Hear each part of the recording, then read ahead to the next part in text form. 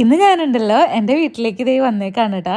കുറേ ദിവസമായി മമ്മി പറയണേ വായോ കാന്താരി മുളകുണ്ട് പൊട്ടിക്കുന്നത്.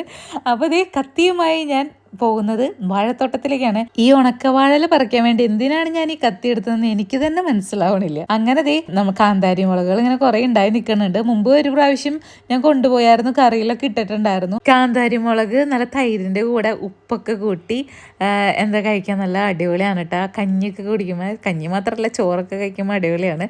അപ്പം ഞാൻ വിചാരിക്കണ ഇന്ന് ചൊറുക്കയിലൊക്കെ ഇട്ട് വെക്കാം. പിന്നെ അതുമല്ല, ഇവിടെ നല്ല മധുരമുള്ള ഉണ്ടമുളകുണ്ട്. മധുരമുള്ളതല്ല, എരിവുള്ളത്, നല്ല മണമുള്ളത്. പറഞ്ഞപ്പോൾ മാറിപ്പോയതാ.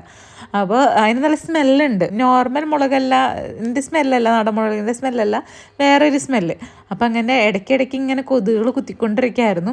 അപ്പോൾ അതും കൂടി, ആ മുളകും കൂടി പൊട്ടിക്കണം. പിന്നെ കാന്താരി മുളകിൻ്റെ തൈ നമ്മൾ ഡയറക്റ്റ് കുരു ഒക്കെ എടുത്ത് തൈ മുളപ്പിക്കാൻ നിന്നാൽ അങ്ങനെ കറക്റ്റായിട്ട് അങ്ങനെ മുളച്ച് കിട്ടാറില്ല.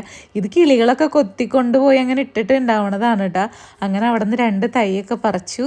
അപ്പോൾ ഇനി നമ്മുടെ ഉണ്ടമുളകും കൂടി പറിച്ചിട്ട് വേണം ഇനി വീട്ടിലേക്ക് തിരിച്ചു പോകാൻ. ഇതാണ് കേട്ടോ ഞാൻ പറഞ്ഞ ഉണ്ടമുളക്.